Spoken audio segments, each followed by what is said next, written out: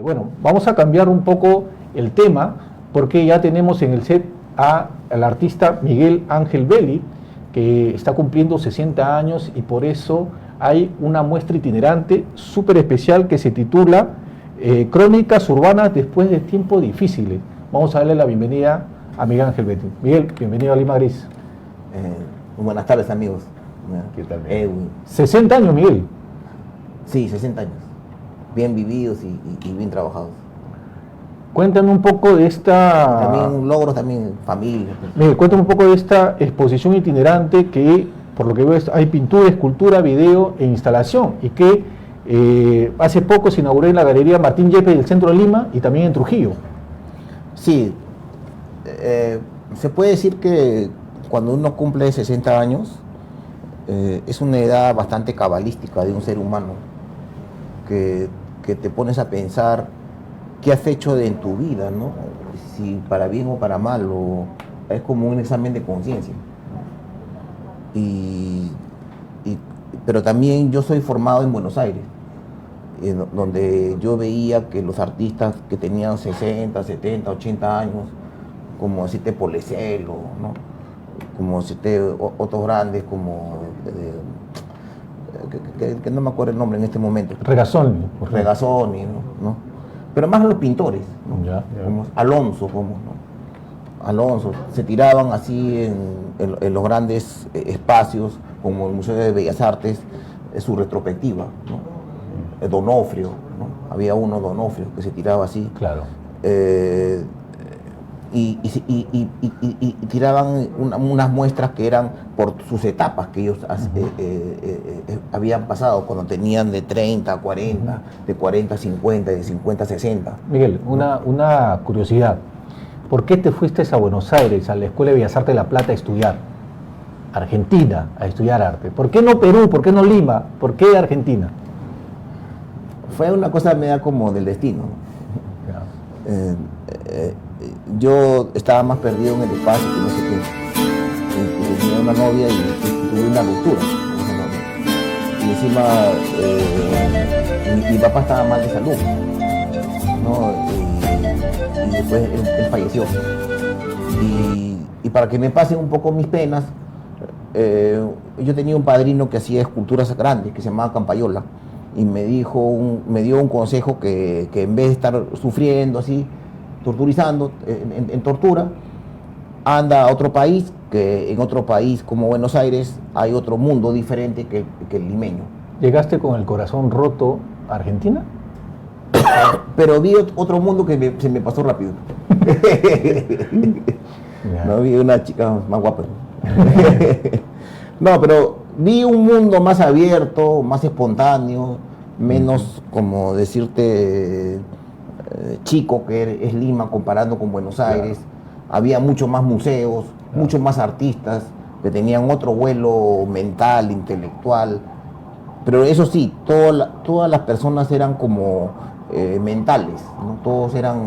Todo lo que hablaban lo medían, lo calculaban. ¿En qué año llegaste a...? Y eran muy frontales. ¿En qué año llegaste a Argentina? En el 84. 84, en pleno gobierno de Alfonsín. ¿Todavía había toda esta movida que había dejado Madi, el grupo Madi? ¿Se sentía todavía? Y eso que ya lo habían hecho hace tiempo, ¿no?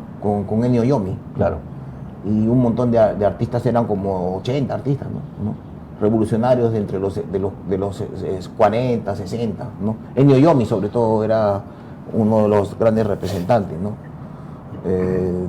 Y otros más, ¿no?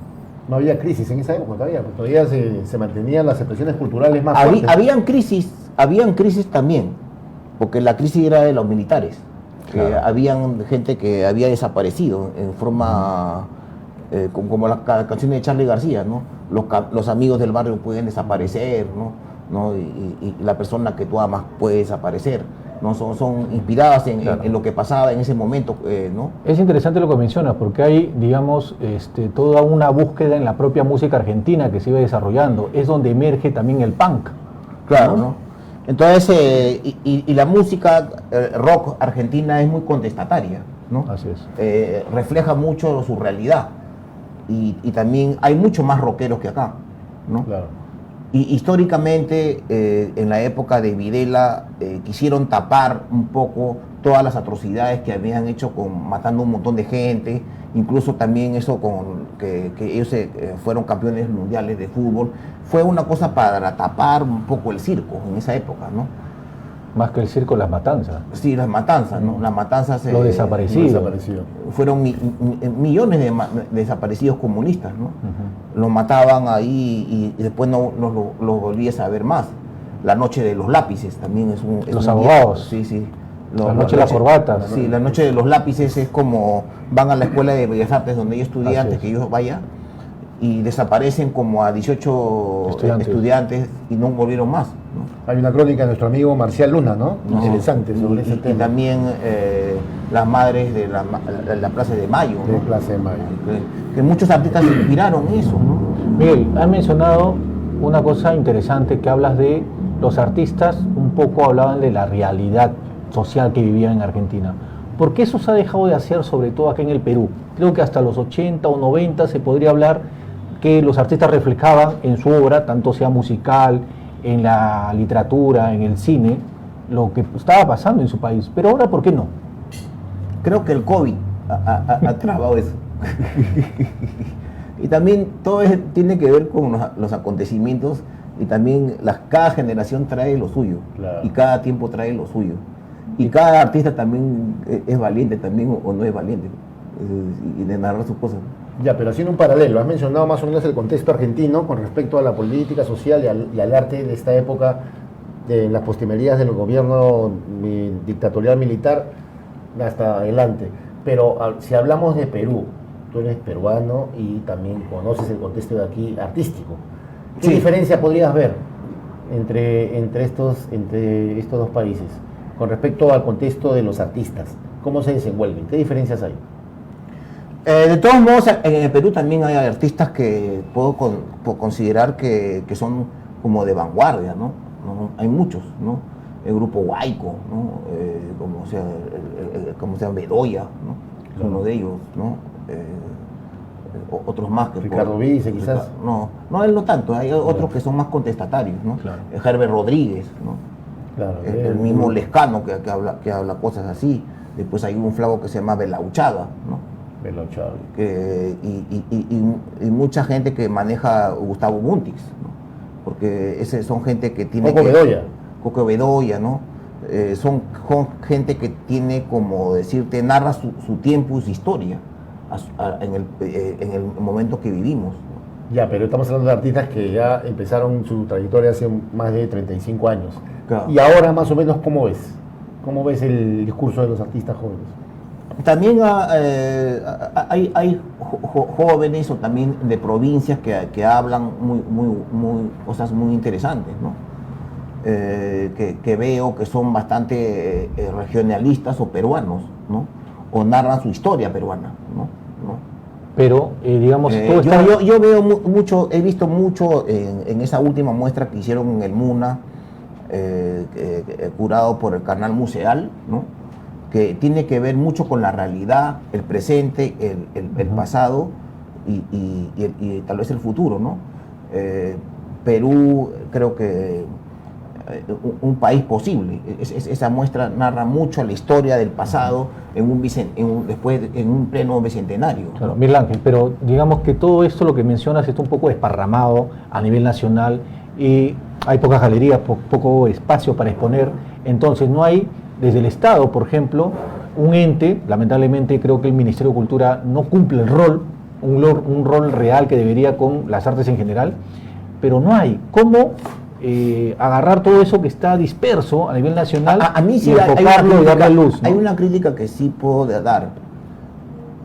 Tal vez en París o en Estados Unidos o mismo Buenos Aires, un bicentenario se hace con una muestra a todo dar, primeramente con rock, con artes plásticas, ¿no? Invitaría a todos los artistas de todo del Perú, sin ver, como decirte, que sea llevado por un crítico, sino que haría una masa de todas las etnias, ¿no? Puede ser moreno, criollo, japonés, chino, mestizo, ¿no? Pero no se ha hecho en Lima algo así. Lo único que se ha hecho algo así, que sí lo felicito de alguna manera, es la muestra de Maravillarte, que han invitado a todas las culturas, ¿no? Que iba a durar 15 días y ahora duró 2 meses. Y eso creo que lo pueden ver en el Ministerio de Cultura en este momento. Claro. Ahora que mencionaba eso, qué vergüenza, Edwin, ¿no? Mira, porque ya pasó el año del Bicentenario, Claro. Y no ha habido nada apoteósico, claro, se van a justificar con la pandemia que llegó, pero hablando en claro, ¿hubo algo planeado desde el Ministerio de Cultura? Yo sí, aparte, pero aparte de eso, quien se ha podido también mover es el INNA, se ha podido mover el MALI. Espacios privados. El MAC, ¿no? No, pues estamos hablando del Ministerio de Cultura. Claro. ¿Tú tienes datos claros? Pero ellos también han podido moverse. Yo creo, ¿sabe cuál? hacer muestras así grosas. Claro, ¿no? Miguel Ángel, creo cuál ha sido el error. El error comienza siempre por la cabeza. Ese año, el Bicentenario 2021, teníamos como presidente, el 2021, a Francisco Sagasti, un ignorante en el tema cultural. O sea, Sagasti no sabe nada de cultura, es la verdad. Claro. ¿No? Entonces, desde la cabeza, ¿qué vas a generar en una celebración tan importante como el Bicentenario? Se hicieron comisiones, ¿para qué? Para nada. Claro. ¿No? Tantas comisiones, tanta plata, y nada, compraban refrigeradores, compraban muebles, microondas, o sea, ¿te das cuenta? Pero yo sinceramente sí felicito al grupo de Maravillarte, ¿no? De la señora Mavila, ¿no? Que, bueno, ella ha hecho lo que ha podido hacer, ¿no? En el Ministerio de Cultura, es Museo de la Nación, ¿no? Que le han dado 2 espacios, pero lo que he visto es que, ¿cómo se llama? Han venido chicos incluso de Puno, de Cusco, de Arequipa, de Trujillo, mismo Lima, y yo en el caso de un chico me acuerdo que vino trayéndose un cuadro con su hijito y no lo querían dejar entrar, pero después pidió permiso y lo dejaron entrar con el hijito, ¿no? Pero había punche, ¿no? Por el Bicentenario, ¿no? Pero de todos modos han debido hacer más instituciones ese tipo de muestras, como decirte, como se hace tal vez en el Palais de Glace de París. Claro. En el Palais de Buenos Aires. O recordemos la Bienal que se hizo, la gran Bienal, cuando estaba el exalcalde Andrade, ¿no? Por ejemplo, ¿no? De ese nivel, ¿no? Claro, ¿no? Lo que sí, yo también otro sitio que yo felicito es a un amigo que se llama Ulises Loyola, ¿no? Que fue es artista plástico y tiene como 70 años y es periodista, ¿no? Él fue el primero que hizo la muestra del Bicentenario en el año 2020, ¿no? Invitó a artistas locales de Trujillo, porque primero se hizo hizo una independencia en Trujillo y luego en Lima, ¿no? Así es. Y como se llama, algo de la historia me contaba algo que tenía que ver con Cela, ¿no? Y como se llama, él hizo una gran muestra en el Centro Cultural del Banco de la Nación. Hicieron un gran catálogo, ¿no? Y no cobraron nada, ¿no? Pero eso parte como de provincia, siendo la primera muestra por el Bicentenario, ¿no? Miguel Ángel, ya pasó 2 años desde que inició la pandemia y eso ha traído estragos de todo tipo, ¿no? Sobre todo muchas muertes, lamentablemente, y también el tema económico, que la gente se quebró económicamente. Mucha gente. El gremio de artistas sufrió muchísimo, a pesar que el Ministerio de Cultura engañó a muchos artistas porque direccionó el concepto del apoyo económico para hacer una convocatoria a ciertos conocidos. ¿Tú cómo la pasaste? ¿Cómo capeaste esta situación? ¿Te mantuviste a través de otras alternativas de trabajo? ¿Cómo hiciste? Bueno, tuve que vender mis cuadros por internet. Y a precio barato. A precio COVID. Sí, muchos están de moda, ¿no? pero Precio COVID. Las galerías no funcionaban, ¿no? Claro. Tuve que ver. Bueno, Enlace cerró, desapareció Enlace. Claro, Gran claro. galería. Han desaparecido galerías. Yo me acuerdo que yo con Fernando Alcocer nos ayudábamos así. Mira, este cliente está así, ¿no? Y pudimos vender así algunos cuadros. Es que yo creo que mucha gente aprovechó que las obras de arte estaban muy baratas. Claro, el mismo Raí, Miro Yonda decía, las galerías cerraron, pero los artistas ahora se mueven por internet. ¿No? Claro. Él mismo dijo, ¿no? Que siendo él el se puede decir, claro, el patriarca de la pintura. Y creo que aprendieron a independizarse, ¿no? Porque claro, también el porcentaje que les cobra las galerías, estamos hablando de 60, 70%. No, y también la gente empezó a trabajar más el Zoom. o las imágenes virtuales, ¿no? Sí. También. ¿No? Esas son las comunicaciones rápidas, ¿no? Que antes no usaba mucho las personas ni los artistas, ¿no? Exacto. Miguel Ángel, ¿qué vamos a encontrar en Martín Yepes, esta galería del centro de Lima que tuve la oportunidad de conocerla otra vez? Y me pareció bastante sorprendente lo que se está desarrollando en pleno corazón del centro de Lima, en plena Plaza San Martín, ¿no? Sí. ¿Qué vamos a encontrar ahora en Es algo esta exposición? completamente nuevo, como decirte, pero también es como una introspección mía ante un momento de pandemia y como decirte, me pongo a pensar y a hacer dibujos, ¿no? Y viendo así como un noticiero o veo las cosas que sucedían, ¿no? Y también las irresponsabilidades de las personas, ¿no? Que vendan, como si había oxígeno y lo vendían así como si fuera en mercado negro, pero lo vendían un montón de plata y la gente se moría y hacían cola, ¿no? Claro. O también tenía que ver mucho el gobierno, ¿no? No sé, en esa época creo que estaba el Vizcarra, ¿no? Vizcarra, ¿no? Entonces, yo veía muchas cosas que no estaban bien, ¿no? Y yo hago, como deciste, uno que se llama oxigenetón y vacunatón, ¿no? Porque como deciste, hay mucha gente que no se quería vacunar, pero es importante vacunarse, si no te vas al otro mundo también, ¿no? Claro, ¿qué piensa, por ejemplo, la gente que no se quiere vacunar y no se va a vacunar? Bueno, eso es una cosa muy personal, ¿no? Ujú. Porque si Claro. te pones a discutir con ellos es la de nunca acabar y te terminan odiando. Buena Pero respuesta. más rápido se mueren.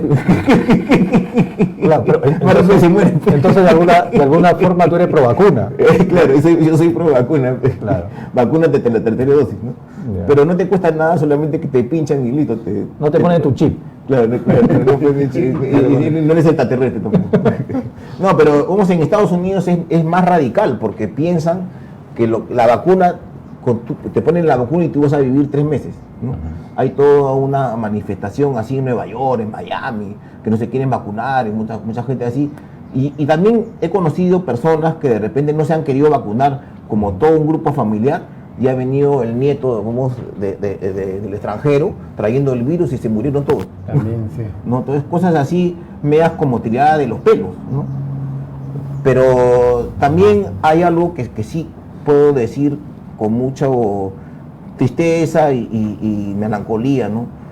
A mí hace como 2 años un grupo de amigos de la PAP me llevaron a exponer al Centro Cultural del Banco de la Nación de Trujillo, que no lo conocía.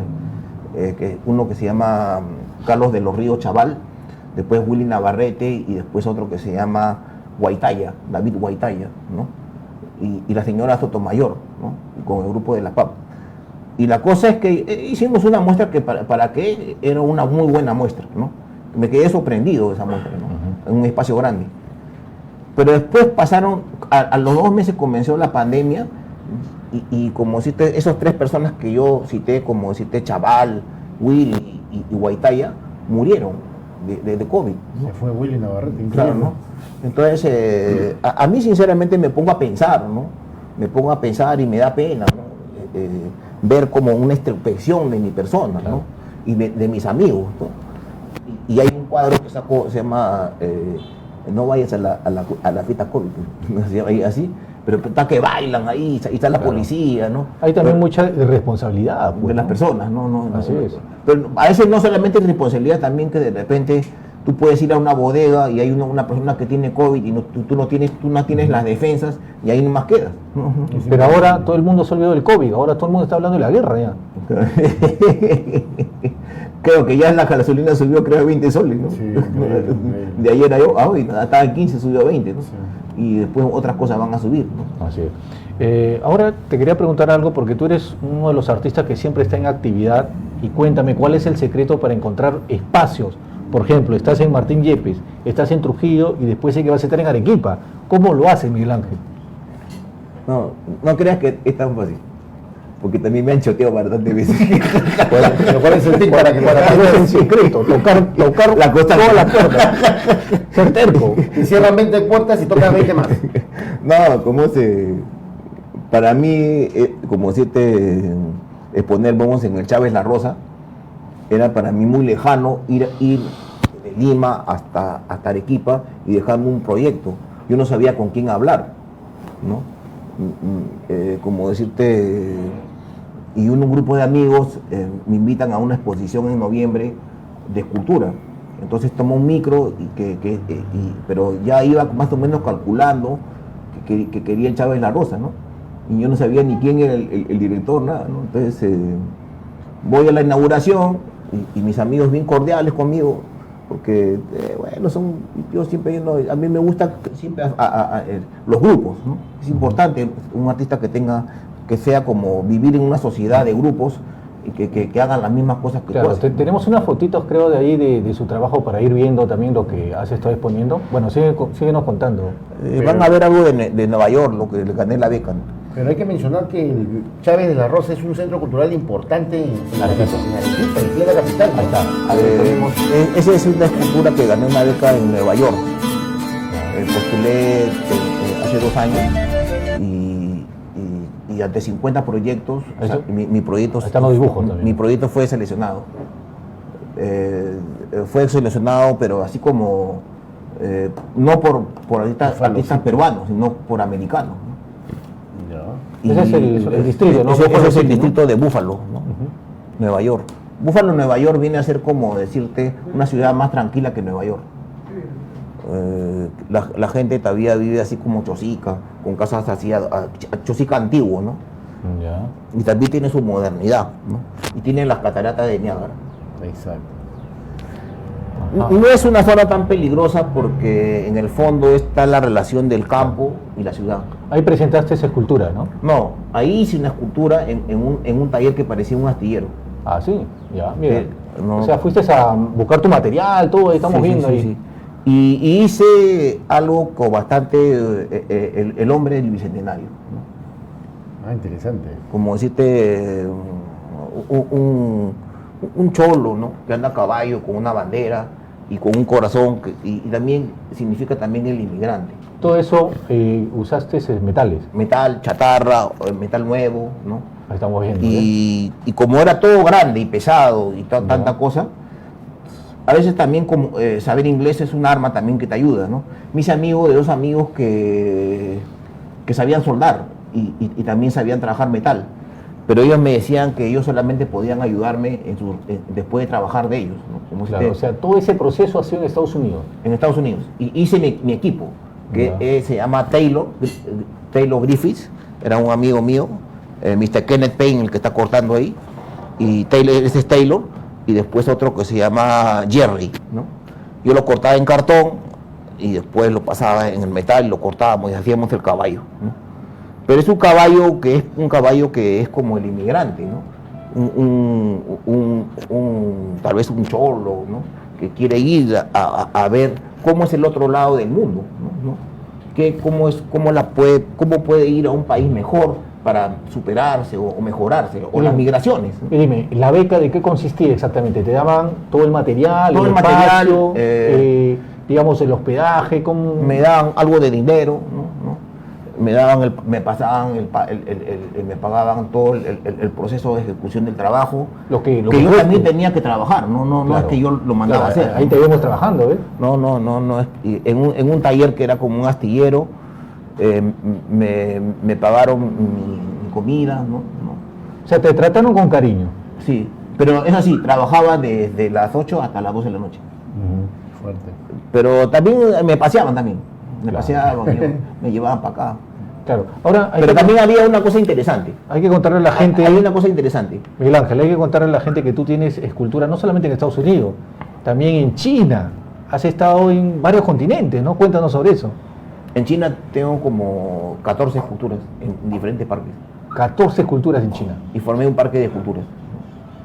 En Estados Unidos ahora estoy empezando a llegar con esto, ¿no? Ya tengo como 6, ¿no? En diferentes parques importantes. Y sobre todo, y sin duda, ¿no? En Lima. Hay mucha gente que pasa por Lima de repente y ve la escultura y no sabe que son tuyas, ¿no? En el Campo Marte. Está en Miraflores, Campo de Marte, Jesús María, Barranco. En el INLA de Miraflores. En el INLA de Miraflores. Después en el Parque Kennedy también ahí. En el Parque Kennedy. Barranco. También. Sí, y me gustaría tal vez tener en Los Conos. En Los Conos te falta. Sí, estoy haciendo ahora una cruz para mi comunidad donde queda mi taller, ¿Dónde queda tu taller? en Tingo María y Bertelo. Ajá. Ya está casi hecha ya. Cerca a Mauta, a Mauta el comercio. Sí. El taller de arriba de Cabinet de Anoya.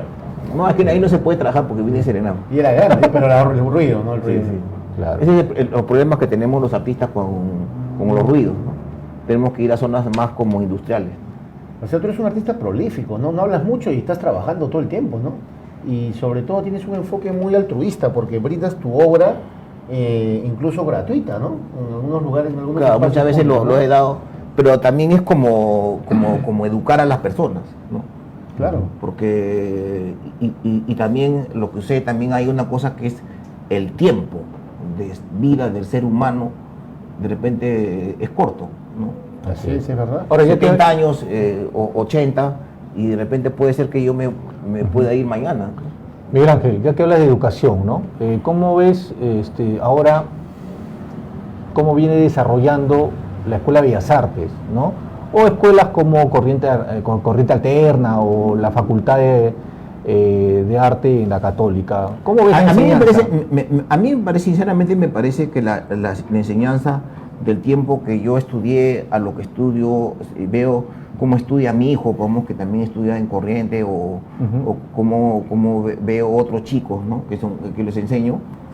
Yo veo que ellos le dan otra forma de enseñanza diferente a lo que yo aprendí. Las cosas que hago así de vanguardia, yo las he hecho por mi propia experimentación, ¿no? O porque he vivido un país de vanguardia, ¿no? Como he tenido influencias de artistas así vanguardistas de alto vuelo, cosas que aquí ha habido poco, ¿no? Acá creo que había uno que se llama uno que narraba, Ruiz Rosas, ¿no? Me parecía en los años 60, ¿no? Que narraba la reforma agraria y cosas así, el grupo Guayco, ¿no? Pero ahí hay un montón de artistas así más locos, ¿no? Claro. ¿No? Entonces hay flacos que allá de frente los mandan a las bienales, ¿no? Hay un chico que se llama Enrique Yesic que va a las bienales importantísimas del mundo, como hay otro también que se llama, creo que se llama Romano, ¿sí? ¿No? Y que lo mandan de aquí para allá, ¿no? En bienales, y tienen como una fundación, ¿no? Claro. ¿No? Maki se llama, no Romano. Sobre este tema de las instalaciones, que se está haciendo mucho, porque tú también haces instalaciones, hay instalaciones y instalaciones, ¿no? Porque he visto una escoba tirada en el piso y empiezan a parafrasear e inventar toda una historia dentro de esa escoba, ¿no? Por ejemplo, ¿qué piensan de las instalaciones? A mí me parece que como han cambiado los conceptos, ¿no?